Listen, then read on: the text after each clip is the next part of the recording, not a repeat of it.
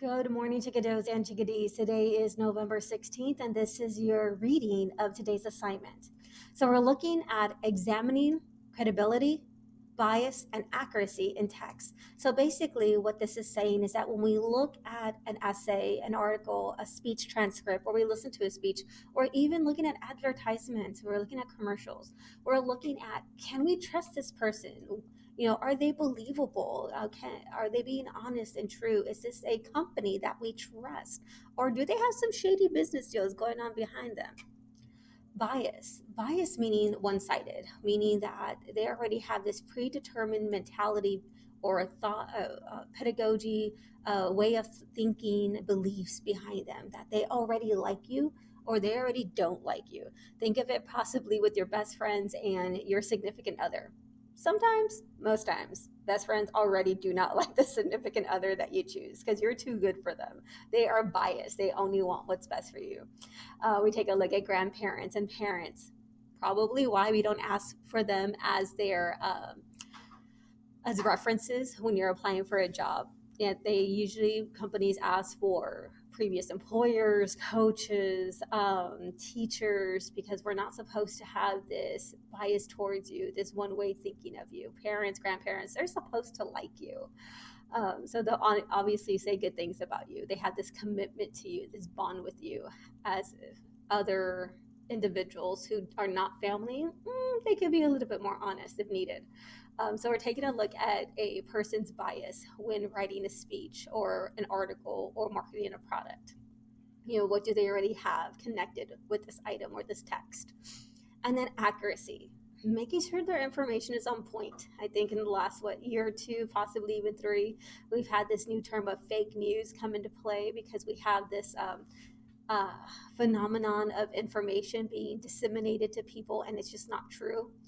I don't know about you, but I was reading the National Choir back in the 80s. So fake news has been forever, for decades, where the information is just not true. It's not real, or it's way off.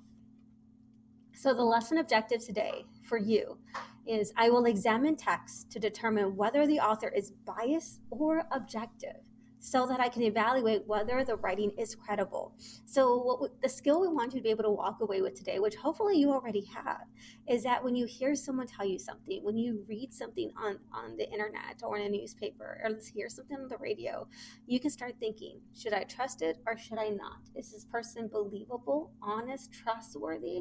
Or are they just a little shady? Do they have something up their sleeve? Do they have some a sort of ulterior motive, hidden agenda that they're trying to execute, and they're using me as a pawn?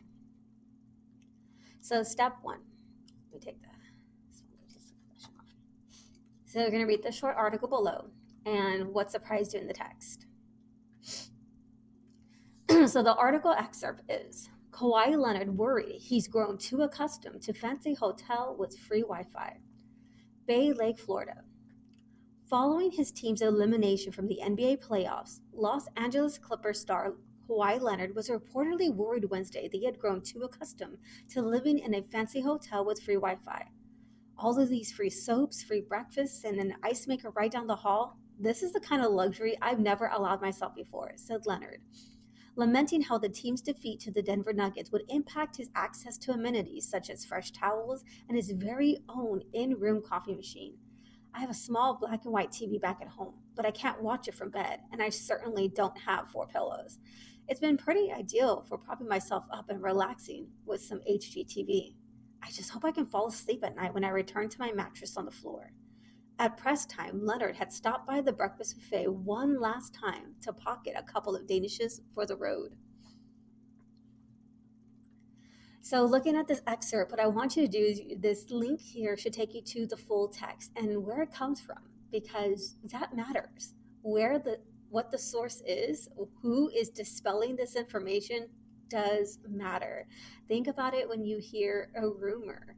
If you hear it from your best friend versus some kid who's in your math class that you never talk to, you're going to take it with a grain of salt. You're going to that sense of where the source or who the source is and what the source is does play a matter whether you believe it or not, and if it's credible or not. So you're going to go take a look at that website, do some research about that newspaper platform if you're not familiar with it, and think about what is the purpose of this site. What is their intention in this? Is this hard facts, hard news, truth, or is it something a little bit different? Who wrote the article and what is this person's level of expertise? That matters. Do they have street cred? Can we trust them? If this is the person talking about how to take care of yourself, your mental health, then hopefully they're a psychiatrist. Hopefully they had some training, some knowledge, extensive practice and exposure to this information before they go on dispelling what to do, or if they're giving you medical advice, again, hopefully it's a doctor or someone with extreme, not extreme, but sufficient enough experience and exposure to that information to be dispelling that info to you. Next, in step 2, how do we know when a source is reliable? What are some ways to verify this? So again, have a conversation. How do you know if something's truth? What in your life have you learned to know that this should be trusted and this should not? So carry on that conversation here. The next question: can you believe everything you read in a publication you consider reliable? Why or why not? So basically, if you read it, you see it on the internet, is it true? Is it believed just because Google says it, Twitter says it, Snapchat, TikTok?